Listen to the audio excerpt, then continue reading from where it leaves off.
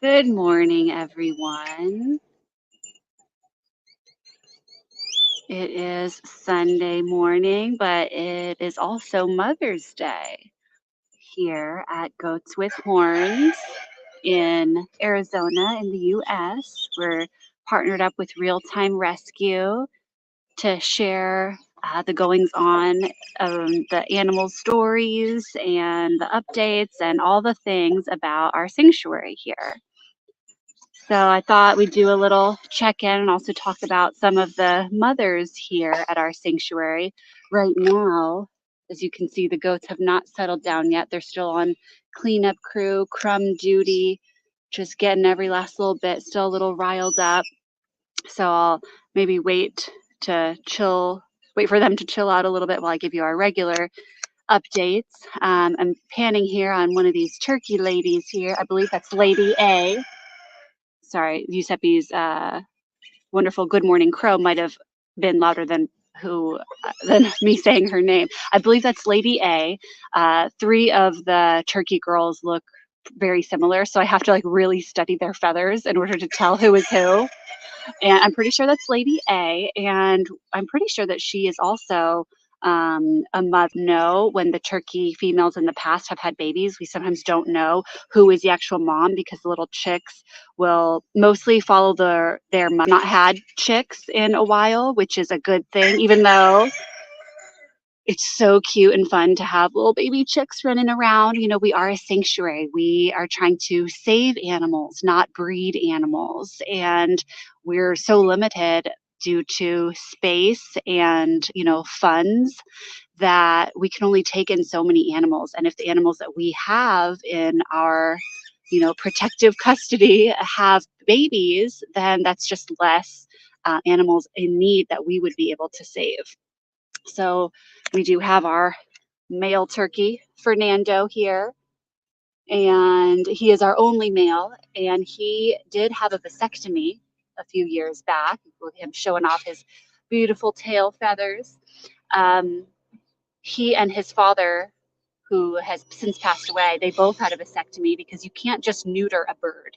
And it's actually very difficult to even find a veterinarian who is willing and able to perform a vasectomy on birds because it's just so rarely done. So we're thinking that maybe his dad's vasectomy was not actually successful because we still had chicks even after the boys had gotten their vasectomy. And it's possible that the veterinarian made a mistake or it grew back. What they have to operate on in turkeys is about the size of a grain of rice, so it's possible it grew back. But since Alfonso's passing, which is Fernando here's father, now we are just down to the one male. We have not had any more accidental hatchlings, so that's why we're thinking his vasectomy did work. But either way, we still try to find all the turkey eggs and get rid of those when we do find them, just in case they're fertilized. Just looking here, noticing at the gate, look at all these little. There's tufts of fur on every little wire here, just because they're shedding, as we've been talking about recently. Speaking of, let me just drop these brushes over there. I think I'm done brushing for the morning. And we have them. Some of our animals don't enjoy being brushed, so they kind of just use the fencing to rub off some of their excess fur. So we did get a couple of new salt licks the other day. I'm not sure if that was a gift or if that was something that the sanctuary did purchase with our funds. They are those blocks right there, that block that you see Peanut just slurping on is 50 pounds. So I would think, okay, yeah, it looks pretty solid, maybe 25, 30 pounds, but no, they were 50 pounds each. So the other one is down here by the cows who are still in their pen. So actually, we'll talk about Peanut. You might know Peanut Buttercup here. She is one of our mothers. She had an accidental baby. We say accident because the father escaped his pen the night before he was set to go get neutered, and he found Peanut. And a few months later, little Chicolette right here was born. You guys know Chicolette. If you've tuned in here before, we say her middle name is Daisy, as in Oopsie Daisy. again, we talked about why, we try not to have babies around here. So we have this mama peanut butter cup getting her salt on, and that's very fitting because she's a little salty. She could be sassy sometimes. Then we talked about Lady A, and let's see if Esperanza will come over. Esperanza is another mama that we have here. Good morning, sweet girl. Good morning. Hello. So Esperanza is Suerte's mama. She was a mama to we don't even know how many sheep over the years. She was used as a breeder at a horrible, horrible place before she was rescued. So luckily, her last baby, Suerte, she gets to keep and live with forever. So we try to just focus on the good and not all those other babies that she had taken away from her in the past. Yes, sweet Esperanza girl. And then we have one more mother to talk about, and that is Princess Buttercup, who is actually also a grandma because she is Peanut Buttercup's mom. And since Peanut Buttercup is a mom to Chicolette, Princess Buttercup is also a grandma. So that's pretty cool. Yeah, and see now, as you can see, everybody's kind of settling down into their morning after breakfast nap. We got Willow, Butters, Julio, Handsome Gilbert, and Zeus.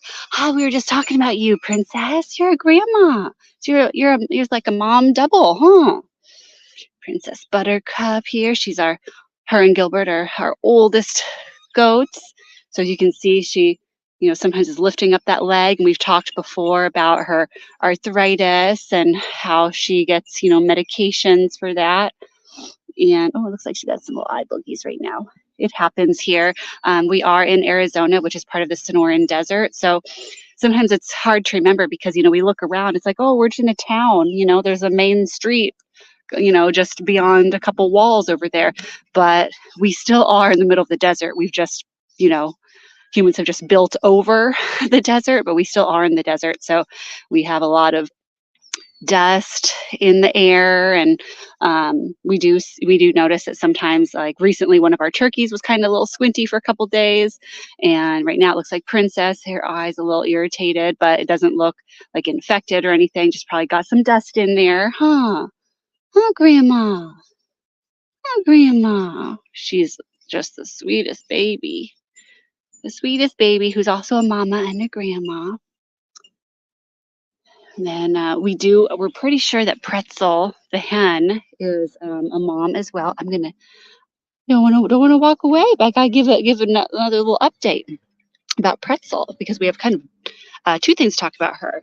One is, as I mentioned, I'm pretty sure that Pretzel is Pepper's mom. We think those are chickens we're talking about. Pretzel, the hen, had eggs years ago, and we're pretty sure that one of her hatchlings was Pepper, the rooster who's married to Thelma, our special needs guy. So let's go over there because, as I mentioned, there's something else, another update on Pretzel, and that is that she has taken up a man. So you guys know Stan. We've had our many episodes talking about Stan. He's had his health issues, and he got his new coop built last year, and he is our rooster that unfortunately does need to stay in a coop. He is not safe to be out with the other birds, and we've tried over the years a couple times with a couple different hens to give him a girlfriend so he wouldn't just be all alone, and he unfortunately was, to be frank, just a total jerk, like such a jerk to the hens. And usually, roosters make very good, boyfriends or husbands. And, they're very protective of hens. Usually they're gentlemen. They'll make a little beep, beep, beep, like this little clucking sound. And it's to alert the hens that, hey, there's food. Like say, for example, if we were to sprinkle down some treats in front of a normal rooster, or I shouldn't say normal, but more of a protective, good man rooster, he might eat one maybe, but then he'd be like "Bop, bop, bop, bop, bop," and make this special little noise. Sorry, obviously animal noises are not my strong suit, but that would tell the girls, oh, hey, there's a treat over here. And then he would let them come over and eat it. But unfortunately, as I mentioned in the past, when we put hens in here, he attacks them. And it's not even just him trying to mate with them. He's actually attacked them. They are desperate to get out. We've tried, okay, we'll let's let him hang out for a little bit, see if they calm down. No, it was not good. He was not nice. He was not a good boyfriend. So we get kind of, to be honest, we just gave up on that. We thought, okay, this is his space and he does not want to share it. And yesterday when we were giving him his supplements, we supplement him with a bunch of stuff we've talked about numerous times. Pretzel, you can see, I know we're through the fence here. It might be a little hard to see. Oh my goodness, see what I mean? He is not safe to be around. Oh, that was not nice. Anyway, Pretzel's back there. I guess he doesn't like me getting that close. Let me see if I can get a better angle. Yeah, she's back there. So Pretzel ran in to try to get his supplement bowl to eat it because there was, berries and good stuff in there. And we're like, oh no, why'd you go in there, Pretzel? But to our shock, he did not start attacking her. He actually did the normal rooster thing. He stood back and he let her eat it. He didn't get mad. He didn't freak out. He just was like, okay, yeah, here you go. You can eat all my treats, all my supplements. And so she just went in there eating, and we said, okay, well, we checked on her a couple more times just to see, and she wasn't freaking out. She wasn't trying to get out. And so we said, okay, well, let's see how she does. I mean, at one point we checked on her and she was just laying down, like kind of doing a dust bath. She's been up on the perch here a few times looking around. Oh, are you playing with your toy, Stan? And this morning, yeah, they were still just chilling. And we went in because we had to grab him and apply some sprays to his tummy. And she didn't try to, run out and escape. She stayed with him in there. And yeah, as you can see, she's not over by the door pacing. They're hanging out together. Things are going well. So we're going to see how long this goes. We're hoping that, we would love it if, this is a long time thing. We'll check out Esperanza here, our sweet mama. And if she can live in there with him long term, I think it would make him a lot happier, because that's part of his issue, is that he's stressed out. And, we try to offer different like enrichment things. We have toys in there. Talia, his favorite volunteer, she buys like a special dust bath to sprinkle in there. We have we put like apples and different things on like a skewer for him to peck at, just little few different things. But it's just not enough. Apparently he's, just stressed out and he picks at his feathers. And so yeah, if he chills out and is happier having a friend, and she's doing well in there and she's not stressed out at being, in a coop versus in the past she was always free roaming, then yeah, we would just love it. We love this new couple. It's been not quite 24 hours, so time will tell. She might by the end of the day be like, okay, this was fun, but I want to be out and roosting in my pine tree. So we'll see. Let me see if I can sneak his bowl of supplements in, even though the only downside is now I think Pretzel will probably be getting the majority of his treats and supplements. But I mix it all up here. I got some lettuce, some spinach, there's a couple of raspberries, worms, and cat food. And then I did a few drops of this Nutri-Drench. It's like a liquid vitamin that we will sometimes put like in water. That's actually how it's, designed. I'm going to try to quickly dump this in the bowl before he gets mad. And okay. Okay, good. He didn't. When I tried to jump it in earlier, he was jumping at the door trying to get me. So that's why I was up on the roof. But yeah, he's getting it now. That's good. Because although we, like to see him being a good boyfriend, we also want to make sure he's getting some of those vitamins. Anyway, this Nutri-Drench vitamin stuff, it goes on into water, and the problem is that sometimes, we're not sure if he then doesn't like the taste, and he didn't seem to really be drinking it in the past. So we just put a couple drops directly on the berries and the leaves and his mixture, and then he pecks at it and he gets it that way. And then he has his fresh water in there, as you can see through his other door. And we also added some Rescue 911, the electrolytes that we've talked about before that I'm sure will be soon talking about again since we're coming into the warmer temps. If you guys missed it yesterday, we did have our official next butterfly way station live stream with Karen full on dressed up in her butterfly costume. So if you missed it, I highly recommend you go back and watch. It was also our 100th live stream, which is crazy. I did not realize we had done so many. So pretty cool. A big thank you to anybody who tunes in. If you've seen all 100, that would be crazy. Feel free to, let us know. If you have been tuning in this whole time, leave us a comment. Otherwise, if you just watched right now for the first time, that's cool too. So I'm not going to go into too much detail because we did it all yesterday in our live stream, but we do have caterpillars now on our bushes. We had 2 butterflies, and I'll just show you one thing. We do have a chrysalis.